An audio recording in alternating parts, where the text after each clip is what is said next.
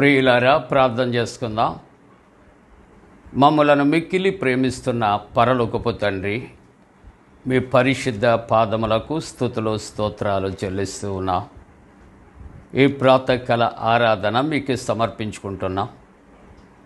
ప్రభువా, ఇదిగో తండ్రి, ప్రతి ఒక్కరూ కూడా నీలో భయభక్తులు కలిగి నాయనా నీ యొక్క పరిశుద్ధ సన్నిధిని ఆశ్రయిస్తూ చక్కటి కీర్తనలు పాడుట ద్వారా మిమ్మల్ని గణపరిచినట్లు కృప చేయండి.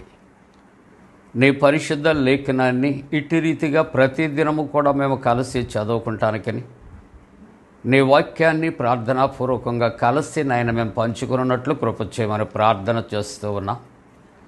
ప్రభువా, ఈ ప్రాతకాల ఆరాధనలో ఏకీభవించే కుటుంబాలకు, బిడ్డలకు ఎటువంటి బలహీనతలు, అనారోగ్యాలు నాయనా మరి ఎటువంటి ఆటంకాలు కలుగకుండా ప్రతి ఒక్కరిని కూడా మీరు రెక్కల చోటన భద్రపరచమని, నీ సన్నిధి మాతో ఉంచమని యేసు ప్రభువారి పరిశుద్ధ నామమున వేడుకొనుచున్నాము తండ్రి. ఆమేన్.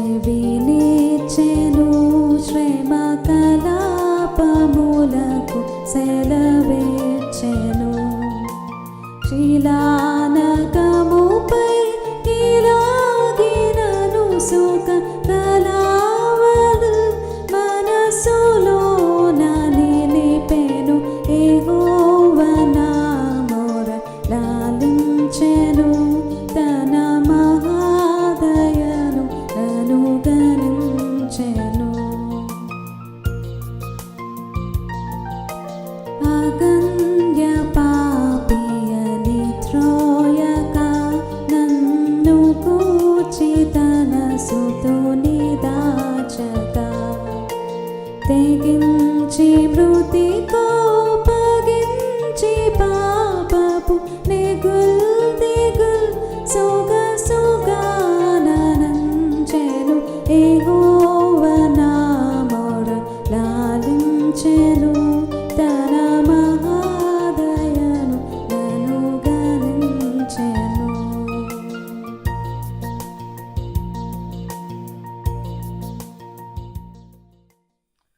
ప్రియులారా, ఏ ఉదయకాలపు ఆరాధన కొరకు ఏర్పాటు చేయబడిన పరిశుద్ధ లేఖనాన్ని కలిసి చదువుకుందాం. పరిశుద్ధ గ్రంథాన్ని తెరచి యోహాను సువార్త 16వ అధ్యాయం 5వ వచనం.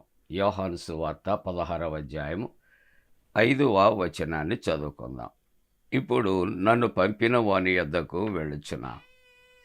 ఇప్పుడు నన్ను పంపిన వాని యొద్దకు వెళ్ళుచున్నా. ప్రియమైన కుటుంబీకులారా, విశ్వాసులారా, ప్రభు పేరట మీకు శుభాలు. జన్మదినాలు, వివాహ దినాలు జరుపుకుంటున్న మీకు, మీ బిడ్డలకు, బంధుమిత్రులకు కూడా యేసు ప్రభు పరిశుద్ధ నామమున పండు friends and sisters YouTube channel ద్వారా శుభాకాంక్షలు తెలియజేస్తున్నాం. మీ కొరకు ప్రార్థన చేస్తున్నాం. దేవుడు మీకు తోడుగా ఉండునుగాక. ఏమండి, క్షేమంగా ఉన్నారు కదా? సంతోషంగా ఉన్నారా? పునరుద్ధానం అయిపోయింది అనుకోవద్దు, పండగ అయ్యింది. కానీ మన జీవిత కాలము కూడా పునరుద్ధాన అనుభవాలు, ఆనందం మనం కలిగి ఉండాలి. అలాగే ఈవేళ మనం చదివినటువంటి పరిశుద్ధ వాక్య భాగములో మన అంశము జీవ మార్గం అనే అంశం మనకు ఇవ్వబడింది. వే ఆఫ్ ద లైఫ్, జీవ మార్గం. లోకంలో there are so many ways, చాలా మార్గాలు ఉన్నాయి. గతంలో చాలా వివరంగా మాట్లాడుకున్నాం. ఎన్నో మార్గాలు ఉన్నాయి. ప్రాముఖ్యంగా ఈవేళ మనం ఆలోచన చేస్తూ ఉంటున్నప్పుడు జీవ మార్గము అనే అంశం, వే ఆఫ్ ద లైఫ్. లోకములో ఒక సామెత ఉందండి, all roads leads to Rome అని. All roads leads to Rome అంటే ఒక సామెత ఏంటంటే, ఏ మార్గంలో వెళ్ళినప్పటికీ కూడా రోమపట్నం చేరిపోతుందట. కానీ దేవుని యొక్క వాక్యాన్ని మనం జ్ఞాపకం చేసుకుంటున్నప్పుడు, లోకములో ఏ మార్గమైనా ఒకవేళ అక్కడికి వెళ్ళిపోవచ్చేమో, కానీ లోకములో ఉన్న మార్గాలన్నీ పరలోకానికి వెళ్ళం. ఇది చాలా ప్రాముఖ్యమైనటువంటి అంశం. లోకములో ఉన్నటువంటి మార్గాలు, అన్ని మార్గాలు కూడా లోకానికి సంబంధించినవే. ఒక 2 మాటలు జ్ఞాపకం చేస్తూ ఉంటున్నప్పుడు, ఇరుకు మార్గము, విశాల మార్గము అని 2 మార్గాలు చెబుతూ ఉంటారు. ఈ లోకములో ఒకవేళ ఇరుకు మార్గములో మనం ప్రవేశించి ప్రయాణం చేయగలిగితే,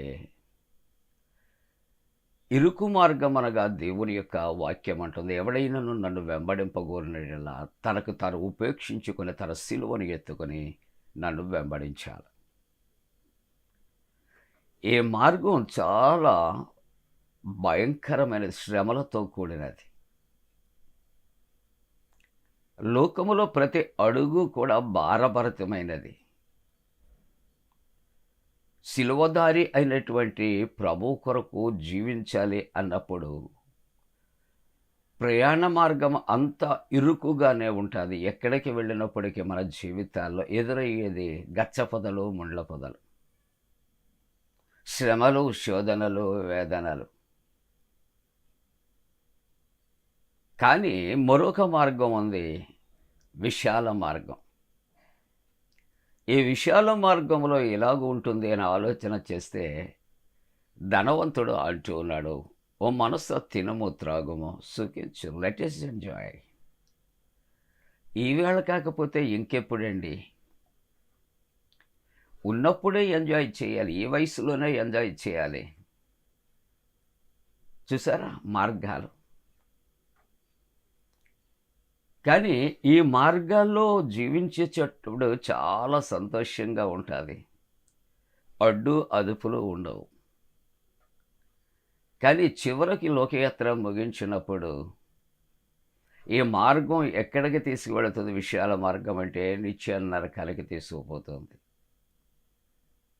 ఆ నిత్య నరకము అనే మార్గములో అగ్ని ఆరదు, పురుగు చావదు. అందుకనే లోక సంబంధమైన ధనవంతుడు అబ్రహాము రొమ్మున ఆనుకున్నటువంటి పేద లాజరు వైపు చూచి అబ్రహాముతో అంటాడు, అబ్రహామా, నీ రొమ్మున ఆనుకున్నటువంటి లాజరు ఆ వేలు కొన ముంచి నా అంగటిలో ఒక నీటి బొట్టు నాకు వేయించు.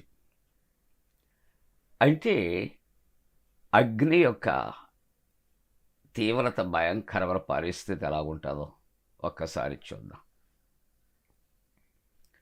కానీ లోకములో కఠిన శ్రమలు అనుభవించాడు పేద లాజరు. కుక్కలు ఆ కురుపులు, చీము నాకుతూ ఉన్నాయి. ఒక విధంగా చెప్పాలంటే అష్టదరిద్రాలు అనుభవించాడు. ఆ ఇరుకు మార్గములో జీవించినప్పటికీ కూడా అతడు చనిపోయాక చివరకు విశాల మార్గం పరలోకానికి వెళ్ళాడు. ఆకలి దప్పికలు లేని నిత్య రాజ్యానికి వారసుడుగా ఉన్నాడు. కాబట్టి ఈ లోకములో విశాల మార్గాన్ని ఎన్నుకుని ఇరుకు మార్గములో దేవుని సన్నిధికి వెళ్ళటం అనేది ఒకవేళ అలక్ష్యము చేస్తే మానవ జీవితము దుర్భరమే. అందుకనే ప్రభు అంటాడు యోహాను సువార్త 14వ అధ్యాయం 6వ వచనంలో కూడా, ఐ యామ్ ద లైఫ్, నేనే జీవమయ్యున్నాను. జీవ మార్గమును ఈ కీర్తన మనం పాడుకుంటాం. ప్రియులరా, మానవ జీవితము చాలా తక్కువ స్పాన్, ఒక 70-80 సంవత్సరాలు అనుకుంటున్నావేమో. 70-80 సంవత్సరాలు ఒకవేళ దేవుడిచ్చిన ఆయుష్తో జీవించిన, కళ్ళ ముందు ఆయుష్ చూస్తూ చూస్తూ ఆనందిస్తూ తరిగిపోతుంది, కరిగిపోతుంది. తర్వాత ఆలోచన చేద్దాం, వాట్ నెక్స్ట్ అంటే ఏదో ఒక దినాన్న దేవుడు మనల్ని పిలుస్తాడు. తప్పనిసరిగా పిలిచినప్పుడు ఆత్మ దేవుని దగ్గరికి చేరాలి. అది ఇరుకు మార్గంలోనా లేక విశాల మార్గంలోనా, నిత్య నరకానిక, నిత్య జీవానిక? ఒకవేళ ఈ దినాలలో చాలా ప్రయాణ సౌకర్యాలు ఉన్నాయి. బైపాస్ రోడ్స్ వేస్తూ ఉన్నారు. చాలా షార్ట్కట్లో మనకి డిస్టెన్స్ కలిసి వస్తూ ఉంది. వెహికల్స్కి చాలా చక్కగా సులువైన ప్రయాణం. ఒకవేళ అటువంటి ప్రయాణం ఈ రోడ్డు మీద జరుగుతుందేమో, బైపాస్ మీద వెళుతుందేమో, షార్ట్కట్లో వెళుతుందేమో, కానీ జీవితం మాత్రం షార్ట్కట్ లేదండి. ప్రభు చెంతకు చేరాలి అంటే ఒకే ఒక మార్గం, సిలువ మార్గం. అదే జీవ మార్గం. సిలువను ఎత్తుకుని ప్రభు కొరకు శ్రమపడాలి. ప్రభు అదే మాదిరిగా ఉంచాడండి. సిలువ యాత్రలో ఆయన మోయలేనటువంటి ఆ సిలువను ఆయన భుజం మీద మోపి కొరడాలతో కొడుతూ ఉన్న, పడిపోతూ ఉన్న, శరీరము తుట్లు పడిపోతూ ఉంటున్నప్పటికీ కూడా, శరీరము నుండి రక్తము ఉబికి కారుతూ ఉన్నప్పటికీ కూడా ప్రభు సిలువను నిర్లక్ష్యం చేయలేదు. ప్రియులారా, తండ్రి తనకు అప్పగించిన బాధ్యత ఆయన చివరి వరకు, తన ప్రాణము పెట్టే వరకు, అంతేకాదు సమాధి నుండి 3వ దినము లేచే వరకు, అంతేకాదు ఆయన మరల ఆరోహణమయ్యే వరకు కూడా ఆయన తండ్రి చిత్తాన్ని ఆయన జరిగించాడు.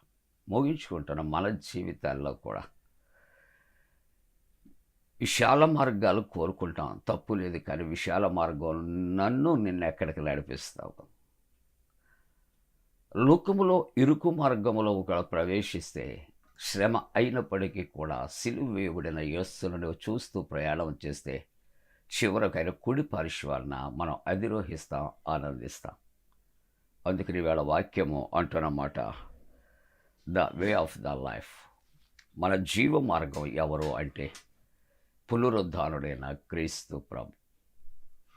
మనం ఆయన కలిగి ఉంటూ ఉన్నప్పుడు ఆయన జీవముతో మనలను అలంకరిస్తాడు, జీవముతో నింపి నడిపిస్తాడు. అలా చేయటానికి దేవుడు తన పరిశుద్ధాత్మ కూడిన మనపై మెండుగా కుమ్మరించునుగాక. ఆమేన్. ప్రార్థన. పరిశుద్ధుడా నీకు వందనాలు. నీవే మా బ్రతుకులకు లోకమంతటికి జీవ మార్గమై ఉన్నావు నాయనా. విశాల మార్గాన్ని కోరుకొని నిత్య నరకానికి కాదు కానీ ఇరుకు మార్గాన్ని కోరుకొని విశాల మార్గముగా ఉండే పరలోకాన్ని పొందుకుంటాను కృపొచ్చే నాయన. రక్షణ లేనటువంటి నాయన మాకు రక్షణ కలుగుచ్చాయి, స్వస్థతలు కలుగుచ్చాయి, పరీక్షలు రాస్తున్న బిడ్డలకు జయము కలుగుచ్చాయి. యేసు ప్రభు దివ్య నామమున వేడుకొంచున్నాం తండ్రి. ఆమేన్.